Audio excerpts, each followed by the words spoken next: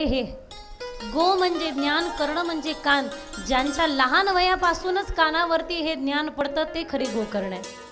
आणि म्हणून मुलांनो, एरवी कोणी बसू देतं की नाही माहिती नाही, पण तुम्ही कथेमध्ये या, मी बसू देते. कारण आता आपण पुढे ऐका काय होतं. देवर्षी नारद महाराज आपल्या पूर्वजन्माचा वृत्तांत वेदमहर्षी व्यासांना ऐकवताय, त्यांचं दुःख दूर करायला. ऐका मन लावून. देवर्षी नारद महाराज म्हणतात की मी एका जन्मी गंधर्व होतो.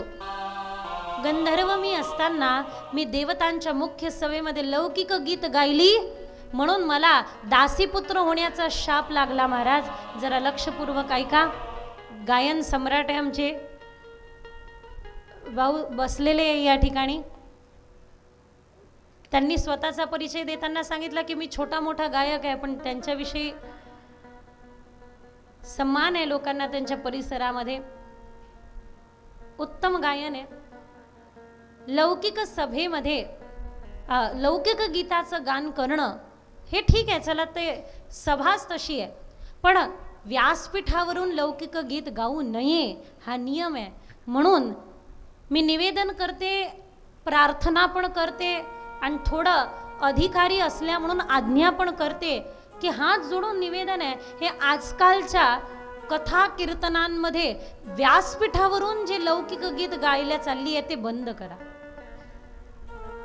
मी नाही सांगत, भागवत सांगते की जे देवतांच्या सभेमध्ये जे व्यासपीठावरून लौकिक गीत गातात, लौकिक गीत म्हणजे चित्रपटाचे, लौकिक गीत म्हणजे पिक्चर मधले गाणे, जे व्यासपीठावरून पिक्चर मधले गीत गातात, लौकिक गीत गातात, त्याला दासीपुत्र व्हावं लागतं. देवर्षी नारद महाराज आपल्या आदल्या जन्मामध्ये गंधर्व योनीमध्ये होते. गंधर्व योनीमध्ये लौकिक गीत गायल्यामुळे त्यांना दासीपुत्र व्हावं लागलं. विचार करा. आणि का गायचंय? तुम्हाला पिक्चरचे गाणे लौकिक गीत गायचे तरी कशाला आहे? आपल्या संतांच्या रचना काय कमी आहे का? तुम्ही आजकालचे गाणे गाऊन बघा, काय ते गाणे, त्याला काही चाल नाही, त्याला काही तथ्य नाही. पत्थर की राधा प्यारी, पत्थर के कृष्ण मुरारी, आणि सारी दुनिया पत्थर चिंतूच माणूस नाही एकटा. काय करा? काही गातात, काहीही गातात. अहो गाऊन बघा जरा. सुंदर ते ध्यान गाऊन तर बघा. समोरच्याच्या हृदयामध्ये पांडुरंग परमात्मा नाही डोलले तर मग पहा. साधू संतांच्या रचना या काही साधारण नाहीये. तुम्ही तुलसीदासांची रचना गाऊन बघा. श्रीराम चंद्र कृपालु भज मन हरण भव भयदारुणम्. फक्त एवढं जरी गायलं ना तरी हृदयामध्ये रामचंद्र, कोदंडधारी रामचंद्र प्रभूंचं दर्शन होतं की नाही पहा. काय सुंदर रचना आहे. राजस सुकुमार. आहा. पूर्वी पिक्चरांमध्ये पण अशी सुंदर सुंदर गीत यायचे. इतनी शक्ती हमें देन दाता, मन का विश्वास कमजोर. आणि आताचे गाणे गायला फायदा नाही, आणि गाऊन आपली वाणी खराब करून घेण्यात काही अर्थ नाही. चाली घ्या तुम्ही, किती सुंदर सुंदर चाली आहे. आज विशाल महाराजांचं कीर्तन आहे आणि फार सुंदर सुंदर तुम्हाला चाली ऐकायला भेटतील. नक्की या. दादा अत्यंत सुंदर गायन, म्हणजे मला जेवढं आठवतं आम्ही जवळपास 10-15 वर्षापूर्वी कथा होती त्यावेळेपासून, त्यावेळेला तर दादांचं एवढं ख्याती पण नव्हती, नाव पण नव्हतं.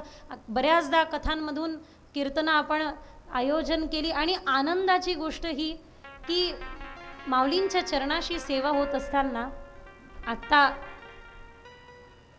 कोणीतरी अधिकारी महाराजांनी म्हणावं की अशा कीर्तनामध्ये प्राण जावा अशी मी वाट पाहतो. कमी अधिकारी लोक नाही.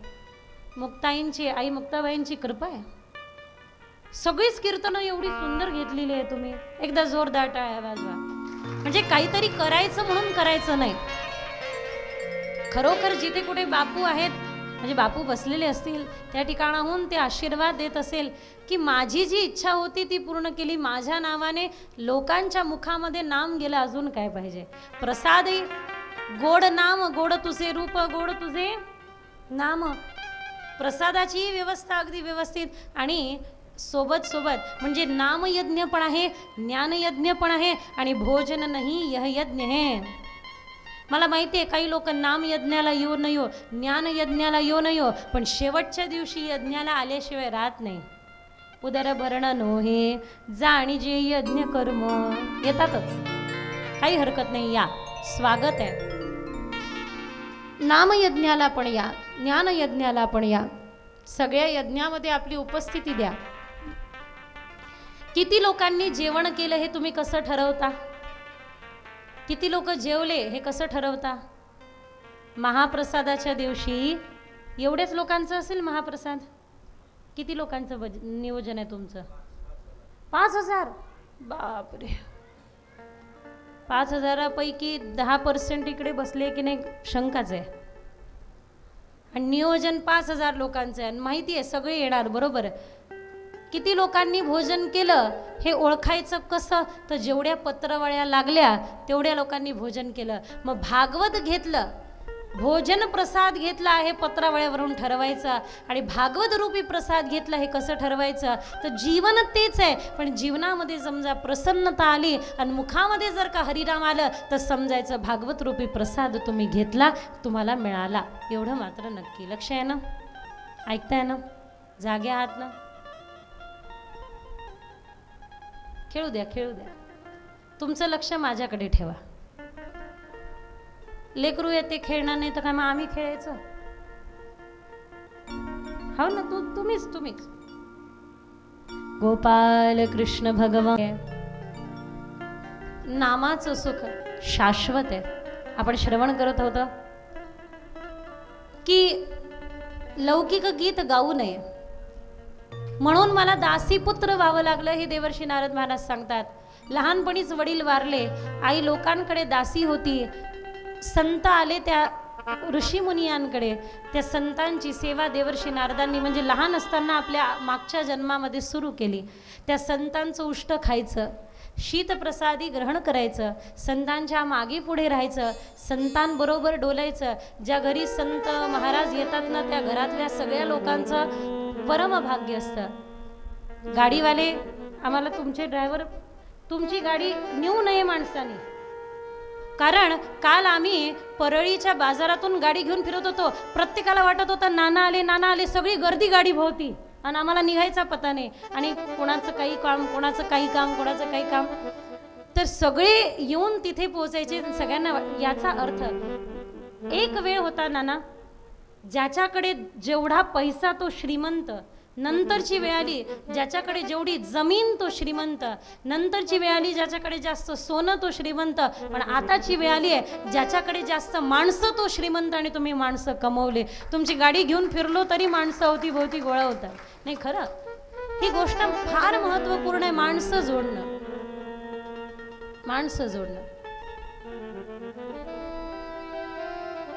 ज्या घरी संत महात्मे येतात, ज्या घरी महाराज मंडळी येतात, त्यांच्या घरातल्या सगळ्यांना सेवा करायला मिळते, हे परमभाग्याचं लक्षण असतं. तर त्या लहान लेकराला त्या घरी संत आल्यामुळे सेवा करायला मिळाली, आणि मनोभावे त्यांनी सेवा केली. इतकी सेवा केली की ते संत जाताना निवेदन करतात की आम्हालाही सोबत घेऊन जा. त्या संतांनी उपदेश केला, आणि तो सुंदर उपदेश म्हणजे मंत्र दिला. त्या मंत्राचं पठन करता करता करता करता त्यांना अनुभूती प्राप्त झाली, आणि अनुभूतीमध्ये भगवत वाणी ऐकू यायला लागली की तुम्हाला पुढच्या जन्मामध्ये नक्की दर्शन देणार. देवर्षी नारद महाराज म्हणतात, हे तर मी आपल्या गत जन्माची कथा सांगितली, मी माझ्या गेल्या जन्मामध्ये कोण होतो हे सांगितलं. या जन्मामध्ये मी देवर्षी नारद आहे, मी कोणत्याही लोकामध्ये येऊ शकतो, जाऊ शकतो. माझ्या हातामध्ये ही वीणा पाहताय वेदमर्षी व्यासजी, ही वीणा मी कुठे विकत घेतली नाही. एकदा महालक्ष्मी वीणा वादन करत होत्या. भगवंत नारदांवर इतके प्रसन्न झाले, नारद तिथे आल्यानंतर नारदांवर इतके प्रसन्न झाले की घेतल्या लक्ष्मीच्या हातचा वीणा देऊन टाकला त्यांना, घ्या म्हणे तुम्ही वाजवा.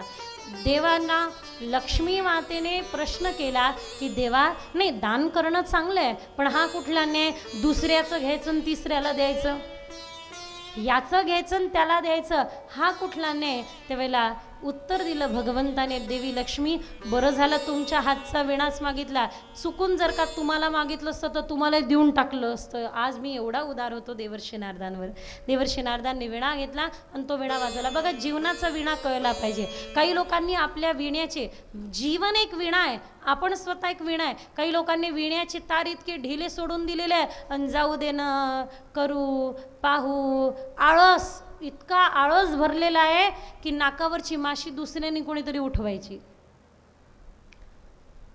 एकदम ढिले करून सोडले त्या विण्याची तार. आणि काही लोकांनी इतके आवळून धरलेले आहे की हसायलाच तयार नाही. त्यांना म्हणा राम राम, ते म्हणतात राम राम.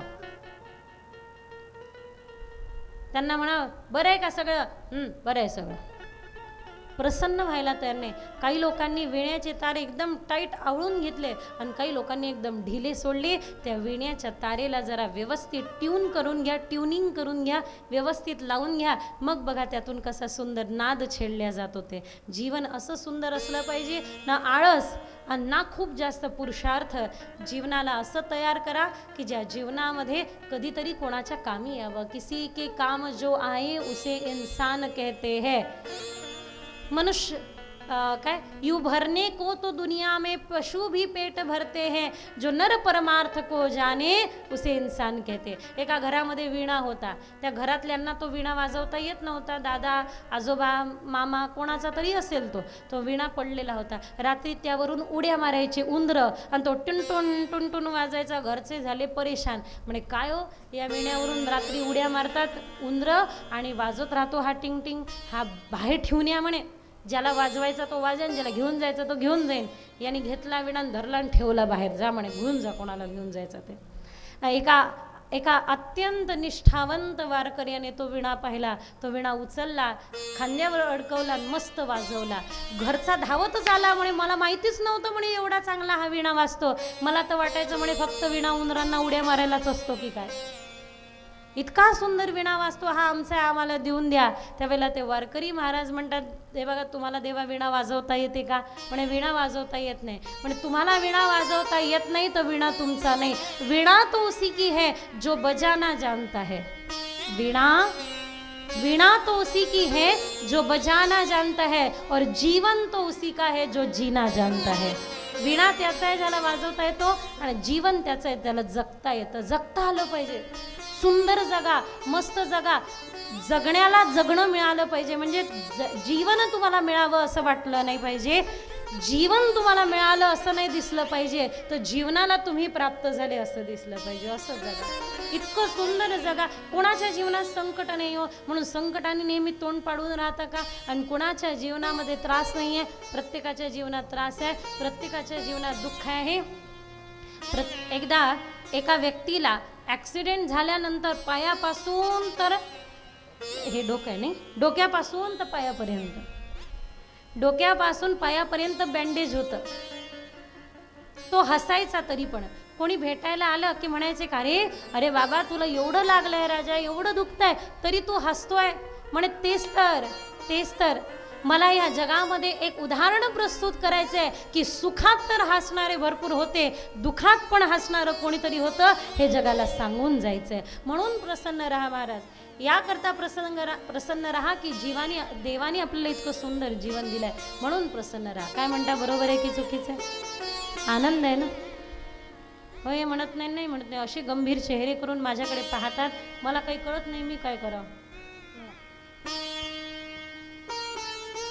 तन तंबुरा तारमन अद्भुत है ये सा, हरि के कर से बजे हरि की है आवाज़. तन के तंबूरे में दो, तन के तंबूरे में दो, सौ के तार बोलो. जय सिया राम राम, जय राधे श्याम.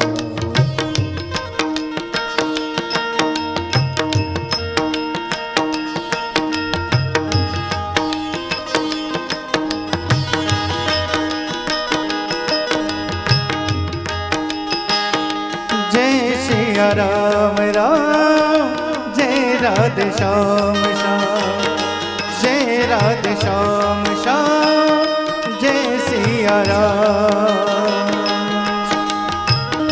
तन के तंबूरे में दो, तन के तंबूरे में दो, सांसों के तार बोलो, जय सिया राम राम, जय राधे श्याम श्याम, जय सिया राम राम, जय सीता राम।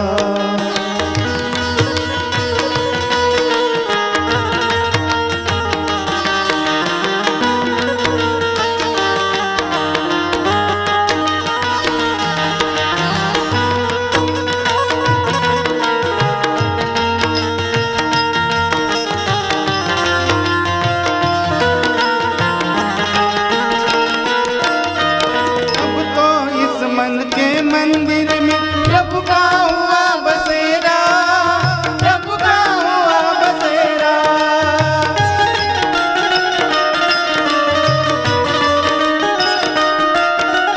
अब तो इस मन के मंदिर में प्रभु का हुआ बसेरा, प्रभु का हुआ बसेरा। मग्न हुआ मन मेरा छूटा जन्म जन्म का फेरा,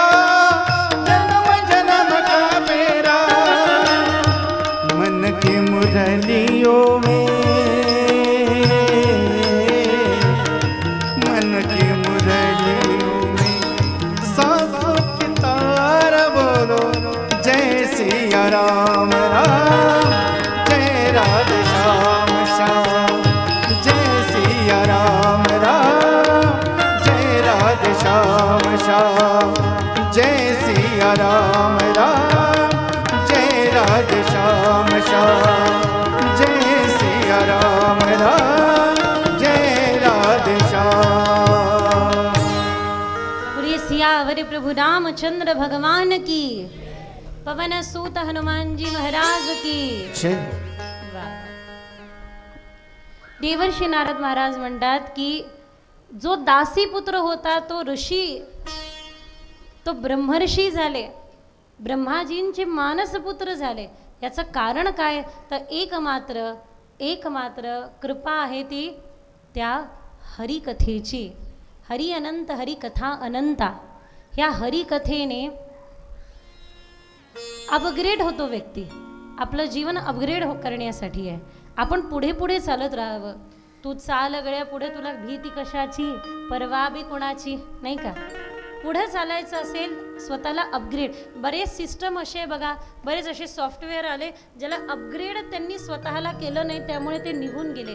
जे स्वतःला अपग्रेड करत राहिले ते टिकून राहिले. अपग्रेड करणं म्हणजे काय, नेहमी काहीतरी आपला तसाच दिवस नसावा जसा कालचा गेला. काहीतरी वेगळं जीवन जगा, काहीतरी वेगळं असावं, काहीतरी सुंदर असावं. रोजच्यापेक्षा काहीतरी चांगलं नवीन रोज करावं, काहीतरी वेगळं असावं. आता पहा बरं, तुम्ही एकाच रंगाची साडी रोज घालायला आवडते का? नेसायला एकाच रंगाची साडी आवडत नाही. एकाच रंगाचे कपडे आपण रोज नेसत नाही. एकाच प्रकारची भाजी आपण रोज खात नाही. मला तर प्रत्येक वेळेला भाऊ येऊन विचारतात, हे खाणार ताई, काय खाणार, काय काय काय ते सुविधा. एकाच प्रकारचा आपण प्रत्येक दिवशी खात नाही. एकाच प्रकारच्या रंगाची साडी नेसत नाही किंवा वस्त्र घालत नाही. एकाच प्रकारचं, पण एकाच प्रकारचा विचार करून घेतो. त्याचा राग, त्याचा द्वेष रोज रोज कोणाविषयी आपल्या मनात राग असतो, रोज कोणाविषयी आपल्या मनात द्वेष असतो, रोज कोणाविषयी तिरस्कार असतो, कोणाविषयी पुरस्कार असतो. एकच विचार आपण रोज का करून घेतो? कधीतरी तर विचार सोडायला पाहिजे. कधीतरी तर मनाने वरती उठायला पाहिजे. कधीतरी तर मनाला चांगलं काहीतरी द्यायला पाहिजे, चांगला खुराक द्यायला पाहिजे. या मनाला चांगलं काहीतरी द्या. लहान लेकराच्या हातून चाकू काढून घ्यायचा असेल तर त्याला आपण चॉकलेट देतो. बेटा चाकू सोड, चॉकलेट घे. मन अगदी लहान लेकरासारखं आहे. या मनाच्या हातामध्ये राग, द्वेष, मत्सर रूपी चाकू आहे. तो त्याच्या हातून काढून घ्यायचा असेल तर त्याला परमोच्च आनंद द्या. म्हणजे त्याला नामाची गोडी, नामामृत गोडी ती द्यायला पाहिजे. बरोबर आहे की नाही?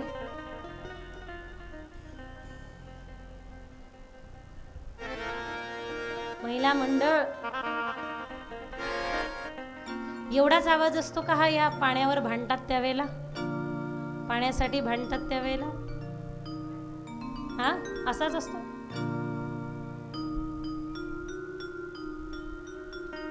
आनंद आहे.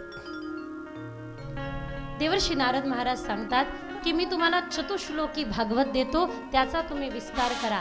व्यास म्हणजे विस्तार करणारे, व्यास म्हणजे ज्यांनी विस्तार केला. तर चतुश्लोकी भागवताचा विस्तार किती केला? 18,000 श्लोकांमध्ये. 18,000 श्लोक आहे भागवतात, 335 अध्याय आहे, 12 स्कंद आहे. तुम्ही म्हणाल बापरे ताई 18,000 श्लोक 7 दिवसात पूर्ण होतात का? नाही नाही. आमचं काम तृप्ती देणं नाही, आमचं काम तर तहान निर्माण करणं आहे. एकदा का तुम्हाला तहान लागली की तृप्ती द्यायला देवाला स्वतःला बोलवावं लागतं. म्हणजे आमचं काम काय आहे? देवाविषयी सांगावं आणि तुमच्या मनामध्ये देवाविषयी गोडी निर्माण व्हावी. त्याला प्राप्त करून घेण्यासाठी तुम्ही कार्यान्वित व्हावे, तुम्ही चालावे. निरंतर कथा ऐकत राहा, निरंतर कथा ऐकत राहा, निरंतर कीर्तन ऐकत राहा. नक्कीच जी भगवंताची लागलेली गोडी विषय तो त्याचा झाला नारायण. न आवडे जनधन माता पिता. जोपर्यंत देव आपल्याला आवडत नाही तोपर्यंत कथा करत राहा. आणि एकदा का देव आवडला, देव आपले प्रिय झाले. काल आपण पाहिलं ना, देवाची प्राप्ती दुर्लभ नाही, प्रीती दुर्लभ आहे. दुःशासनापुढे देव होता पण त्याला देव कळला नाही, दुर्योधनापुढे देव होता पण देव त्याला कळला नाही. यशोदा मैयाने जो देवाला बांधलं यशोदा मैयाने देवाला. गोपिकांनी देवाला छछियावर छाछ पे नाच नचावे, देवाला नाचवलं की नाही हो? आमच्या जनाबाईने गळ्याला दोरा बांधून जनाबाईने देवाला पकडलं. साधू संतांनी देवाला बांधून ठेवलं, कोंडून ठेवलं. कोंडी कोंडी भरिला देव. काय सुंदर रचना आहे हो संतांच्या. जरा एकदा श्रवण तर करा. आम्ही दाटून देव भरला म्हणे कणाकणामध्ये, रोमारोमामध्ये. विचार करा काय अवस्था असेल संतांची. तो कसा भरला, तो कसा साठवला? त्याचं कारण एक मात्र हे, प्रीती. प्रेमाने तो बांधल्या जातो, प्रेमाने तो येतो. प्रेमरज्जू, त्या प्रेमरज्जूने त्या परमात्म्याला बांधता येतं. आणि खरोखर सांगते, भगवंताला प्राप्त करून घेण्यासाठी आपण धनवान असलं पाहिजे आवश्यक नाही. जर धनवानाकडे देव गेले असते तर त्या बिचाऱ्या गरीब विदुरांकडे देव आले असते का? विदुराच्या घरच्या कण्या खाल्ल्या असत्या का देवाने? सांगा ना. दुर्योधन को मेवा त्यागो, साग विदुर घर खाई, सबसे ऊंची प्रेम सगाई. दुर्योधनाच्या घरच्या 56 भोगाचा त्याग केला देवाने आणि खाल्लं काय? आपण महाभारताच्या कथेकडे येणार आहोत आता, व्यासांची कथा ऐकल्यानंतर. अवस्था ही आहे बघा, दुर्योधनाच्या घरी 56 भोग तयार होते पण मात्र प्रेमाने केळाचे सालपट विदुराणीच्या हातचे खाल्ले देवाने. काय अवस्था!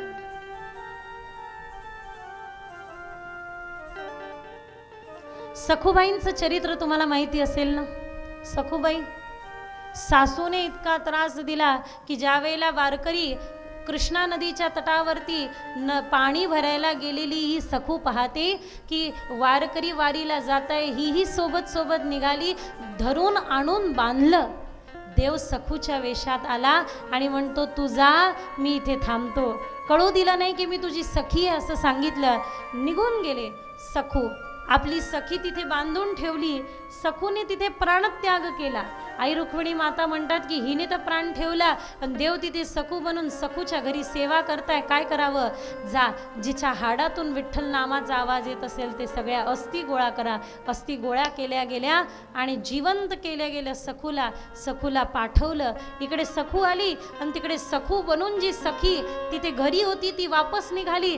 सखूने अडवलं. देवाला सांगितलं, देवा तुझी चोरी पकडली रे देवा, तू इथे लपून राहिला, तू इथे माझ्या सासूची सेवा करत राहिला, माझ्या पतीची सेवा तू केली. एवढं नव्हे, काही संत तर हे म्हणतात की सखूला राहिलेला गर्भ देवाने सखूला म्हटलं की सखू बघ, 2 महिन्याचा हा गर्भ आता तू सांभाळ. म्हणजे 2 मिनिटं विचार करा, लोकांनी देवाला भोगलं आणि देवाने स्वतःला भोगू दिलं फक्त आपल्या भक्तासाठी.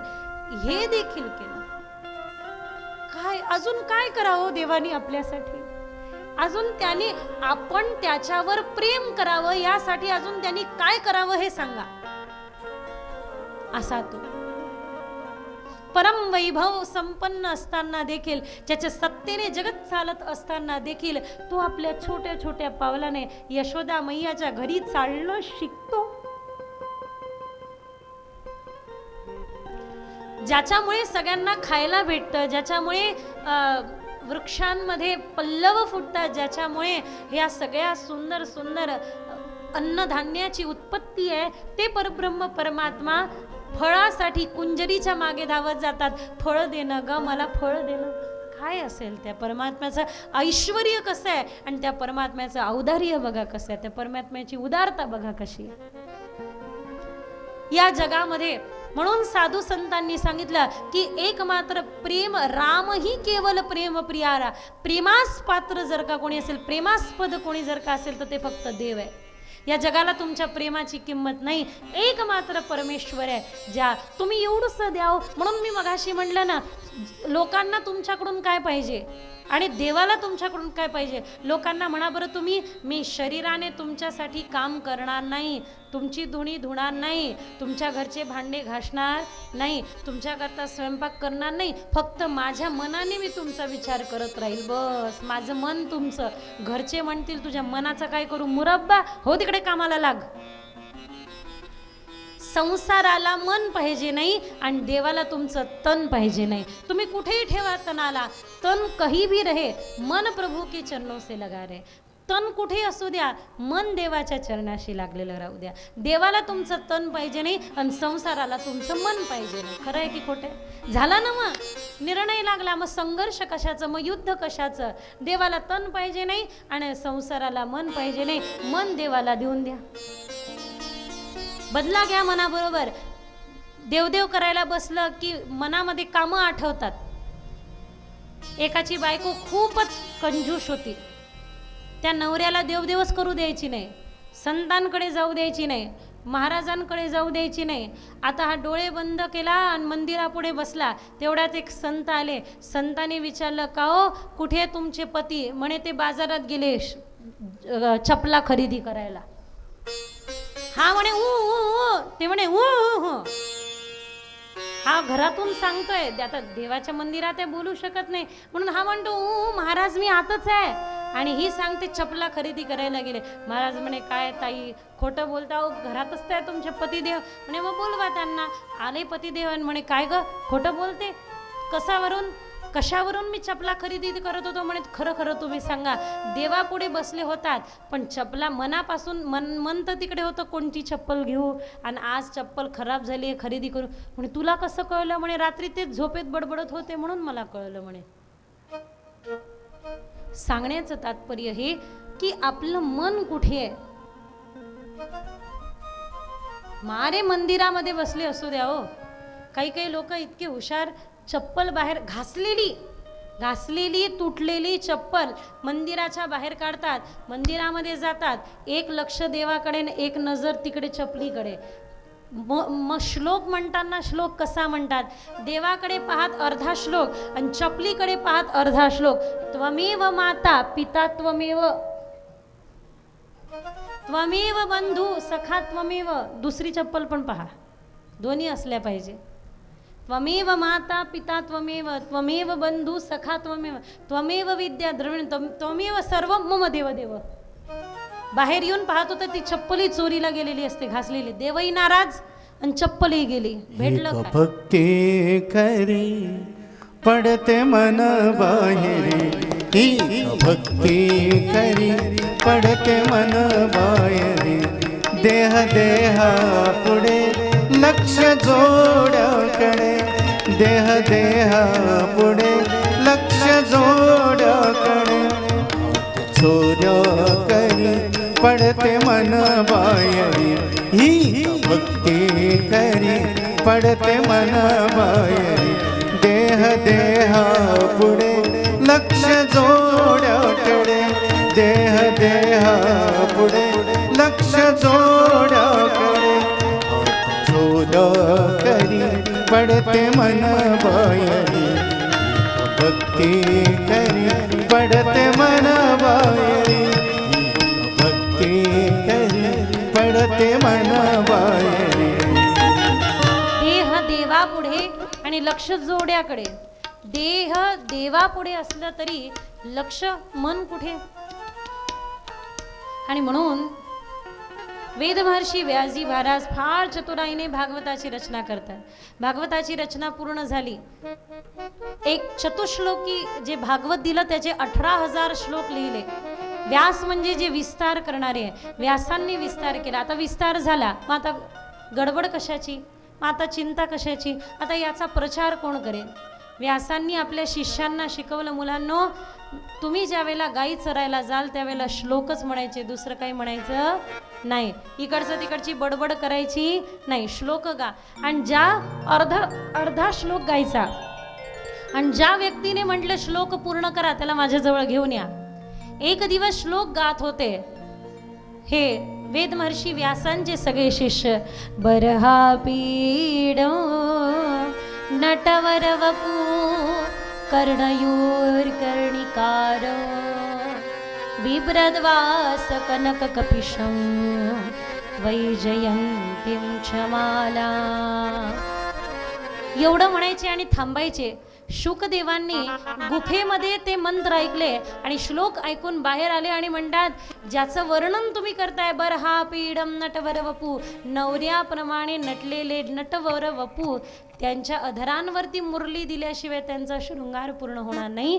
ते भगवान घुंगराले केश आहे, सफरचंदासारखे लाल लाल गाल आहे देवाचे, काकडीसारखं लांब लांब नाक आहे, गुलाबी गुलाबी गुलाबाच्या पाखळीसारखे होठ आहे देवाचे, इतकं सुंदर. हृदयावरती श्रीवत्स चिन्ह आहे, गळ्यामध्ये वैजयंती माला आहे, पितांबर धारण केलेलं आहे, सुंदर बासरी खोलेली आहे. काय सुंदर स्वरूप आहे, अद्भुत.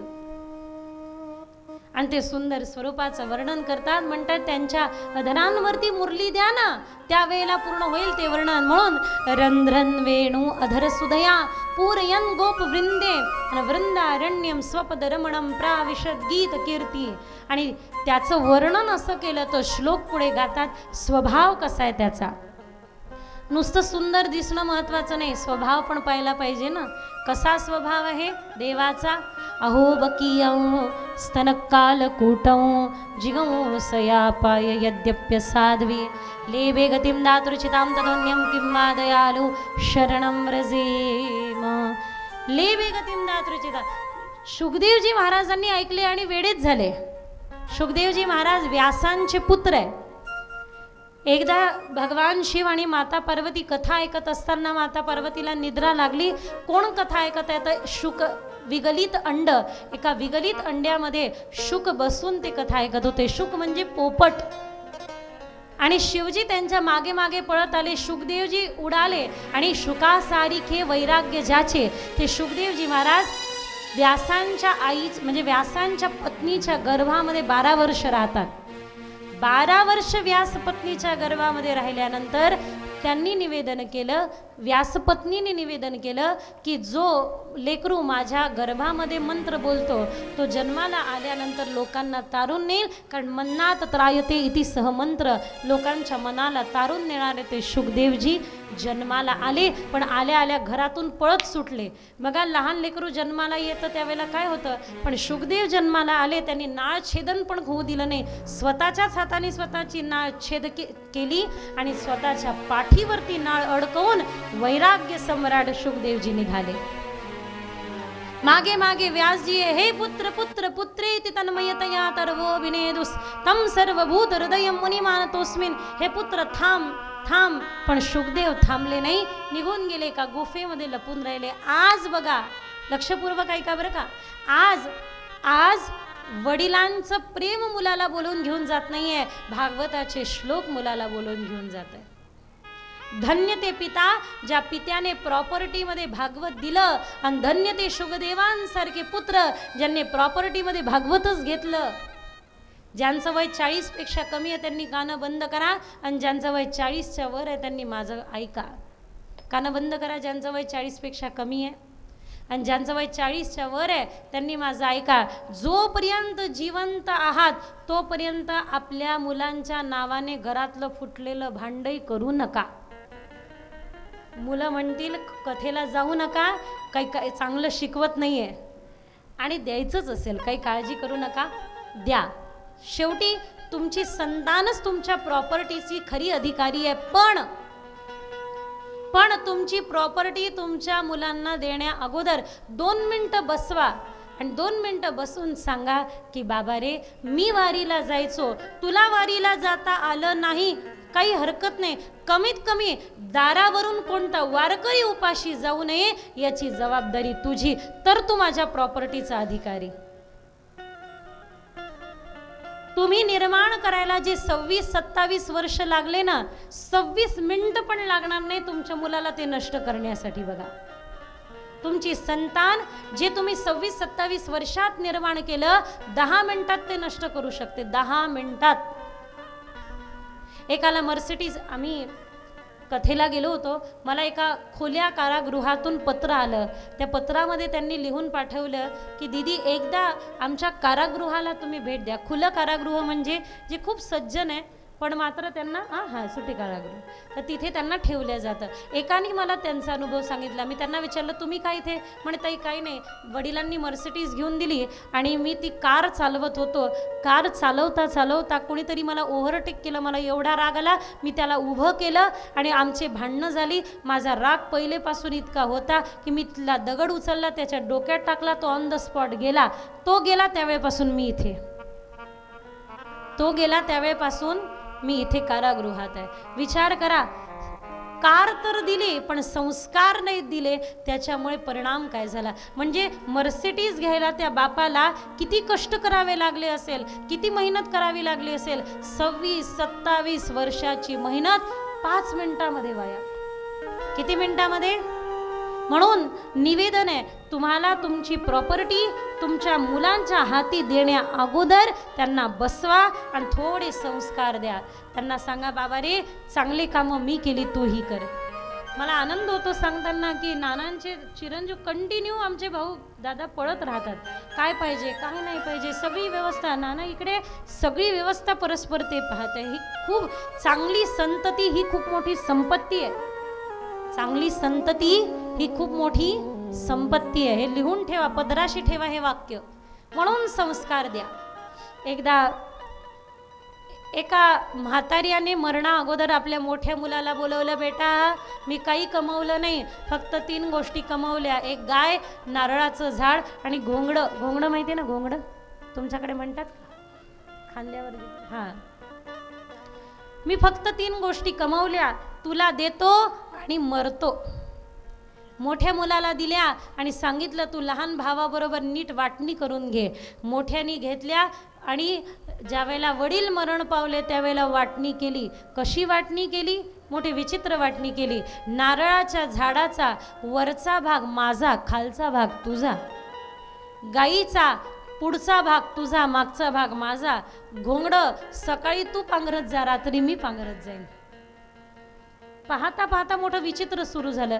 याने गाईला चारा टाकायचा आणि त्याने दूध काढून पिऊन घ्यायचं. याने नारळाच्या झाडाला पाणी टाकायचं, नारळ त्याने खायची. याने सकाळी पांघराव लागायचं नाही म्हणून हा पांघरायचा नाही, रात्री तो पांघरायचा आणि हा थंडीत कुडकडायचा. शेवटी गडबड अशी झाली की कळेना, याला जो वाळत चालला, डबल हड्डीचा सिंगल हड्डी होत चालला, त्या भावाला कानमंत्र मिळाला. एक मित्र मिळाला. त्या मित्राने सांगितलं, मी सांगतो तसं कर, तुझं कल्याण होईल. त्यांनी तसंच केलं. घेतली कुऱ्हाड आणि नारळाच्या झाडावर दनादन दनादन दनादन मारायला सुरुवात केली. अरे करतो काय? म्हणे थांबा, बोलू नका. अरे करतो काय हे तर सांग. म्हणे दादा बोलू नका, वरचा भाग तुमचा आहे, खालचा भाग माझा आहे. मी खालच्या भागाला काही करेन, तुम्ही वरचा भाग सांभाळा. गाईला चारा तर टाकलाच नाही. हा दूध काढायला गेला, गाईने जोरदार लात मारली. हो तिकडं दूध काय निघालं नाही. म्हणे का रे बाबा कसं? म्हणे दादा पुढचा भाग माझा आहे, मी टाकीन ना टाकीन. घोंगडं यांनी सकाळी भिजत टाकलं. विचारलं रात्रीला कुठे आहे घोंगडं? म्हणे सकाळी भिजत टाकायचं काम माझं, रात्री काढायचं काम तुमचं. रात्री तुम्ही काढा. गंमत बघा कशी आहे. ज्या वेळेला हे सगळं लक्षात आलं त्यावेळेला नीट वाटणी करून घेतली. बेटा आपण नीट वाटणी करू, एक काम करत जाऊ, घोंगडा आपण सोबत पांघरत जाऊ. गाईचं दूध 1 लिटर निघालं तर अर्धा लिटर तुझं, अर्धा लिटर माझं.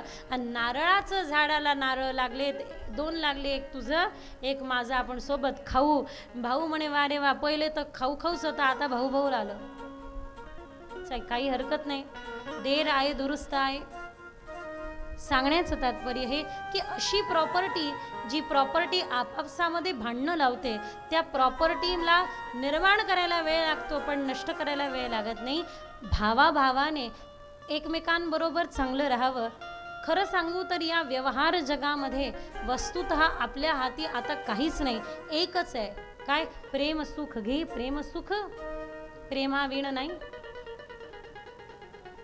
एकमेकांना प्रेम द्या, भरभरून द्या.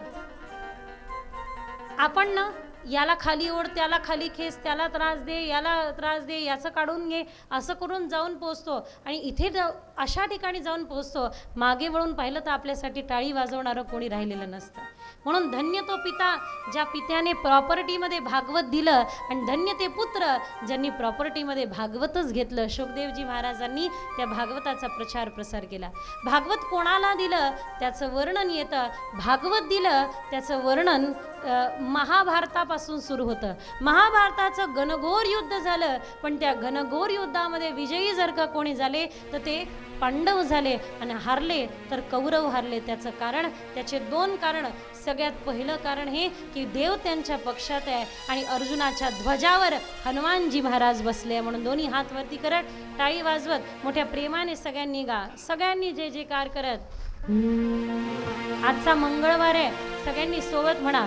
श्री गुरु चरण सरोज रज निज मन मुकुर सुधार, बरनौ रघुवर विमल जसु, जोदायक परुचारी, बुद्धिहीन तनु जानिके, सुमिरो पवन कुमार, बल बुद्धि विद्यादि हरहु कलेश विकार.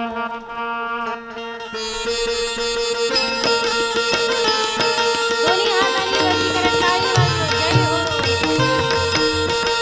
जय हनुमान ज्ञान गुण सागर, जय कपीसत हो लोक उजागर, रामदूत अतुलित बलरामा, अंजनी पुत्र पवन सुत नामा, राम बजरंगी मति के संगी,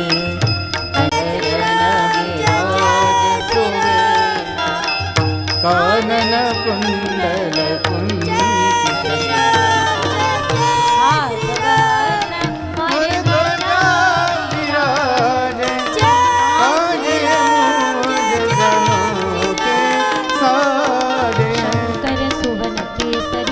महाजगबंदन विद्यावान गुणी अति चातुर, राम काज करिबे को आतुर,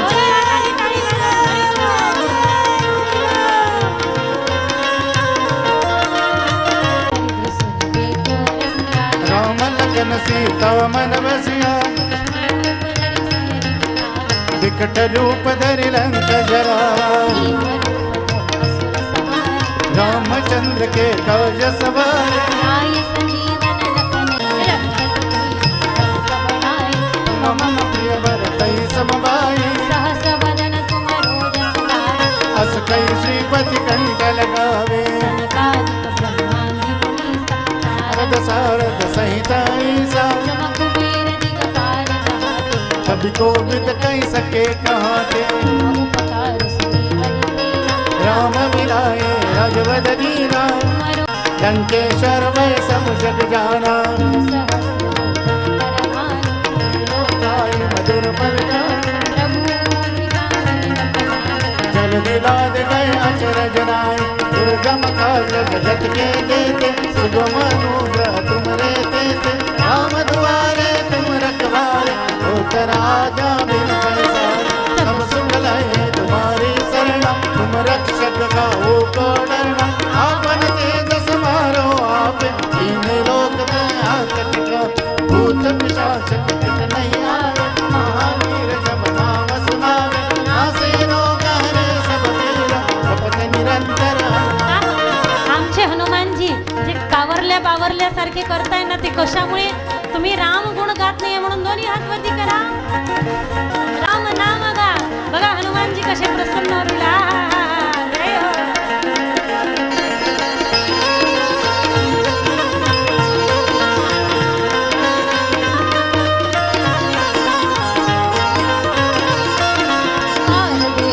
चित्तन धरे हनुमंत जी सर्व सुख करे, संकट कटे मिटे सब पीरा, जो सुमरे हनुमंत बलवे. जय जय जय हनुमान गोसाई कृपा करो गुरुदेव की नाई, जो सतबार पाठ कर कोई, टूटहि बंदी मास कोई. जो यह पढ़े हनुमान चालीसा, होए सीधी साके बोरी. तुलसीदास सदा तेरा, कीजय नाथ हृदय मोरे. कीजय नाथ हृदय मोरे, कीजय नाथ. बोले पवन सुत हनुमान जी महाराज की जय हो. सियावर रामचंद्र भगवान है. राम ने, लोग कहते हैं राम ने और राम मंदिर ने भारत को पागल कर दिया. लोग कहते हैं राम ने और राम मंदिर ने भारत को पागल कर दिया, पर हम कहते हैं राम ने और राम मंदिर ने इस भारत को पावन कर दिया, पवित्र कर दिया. म्हणून राम नाम गा. आज जो तो हिंदू सनातन राष्ट्राची मांग करतोय, डिमांड करतोय की हिंदू राष्ट्र व्हावं, हिंदू राष्ट्र व्हावं, झालंच पाहिजे, का नाही व्हावं? मग काय बाहेरच्या देशांनी हिंदू राष्ट्र करावं, हिंदुस्थानाने करू नये? तर सनातन आपली परंपरा आहे. बिलकुल. भारत देश इंडियाचा भारत झाला आणि भारत देश निश्चितच नक्कीच हिंदू राष्ट्र व्हावं, पण हिंदू राष्ट्र होण्या अगोदर आपण हिंदुत्व धारण केलंय का हे पाहायला पाहिजे. आपल्या डोक्यावरती आपण टीका कुंकू बुक्क लावतो का? लक्ष आहे ना मी काय सांगते त्याकडे? किमान शनिवारच्या दिवशी तरी हनुमान मंदिरामध्ये एकत्र येऊन हनुमान चालीसा गा, हनुमान चालीसा गा. जोपर्यंत आपण हिंदुत्व धारण करणार नाही तोपर्यंत हिंदू राष्ट्राची आपली डिमांड पूर्ण कशी होईल सांगा, इच्छा पूर्ण कशी होईल सांगा. आपण आपला पेहराव करत नाही, आपण विदेशी लोकांचा पेहराव स्वीकार केला. हनुमानजी महाराज पाहत आहे, आणि तुम्ही जर का हिंदुत्व धारण केलं नाही तर मी हनुमानजींना सांगते एकेकाच्या स्वप्नात जायला गदा घेऊन सुंदर टीका लावा, कुंकू लावा, बुक्का लावा, सुंदर अशा प्रकारचे आपले सनातन चिन्ह धारण करा आणि मग म्हणा, दोन्ही हात वरती करा आणि टाळी वाजवत म्हणा, अंजनीच्या सूता तुला रामाचं वरदान. हनुमानजी महाराजांच्या प्रांगणात आहे, आनंद घ्या, नाचा, गा आणि म्हणा, अंजनीच्या सूता तुला रामाचं वरदान. आणि एक मुखाने बोला बोला जय जय हनुमान. काने बोला बोला जय जय हनुमान. हे अंजनीच्या सुता तुला रामाचं वरदान, अंजनीच्या सुता तुला रामाचं वरदान. एक मुखाने बोला बोला जय जय हनुमान, एक मुखाने बोला बोला जय जय हनुमान. राम लक्ष्मण जानकी, हनुमान जी राम लक्ष्मण जानकी. तुमचा आवाज जोपर्यंत मला येणार नाही ना तोपर्यंत मी थांबणार नाही. हेच म्हणत राहू. रात्रीचे 4 वाजले तरी चालेल. म्हणा राम लक्ष्मण जानकी, राम लक्ष्मण जानकी. वा वा वा. दोन्ही हाताने टाळी वाजवा. गोंगाट करू नका, सुटसुटीत राहू द्या. हा, हरी बोल.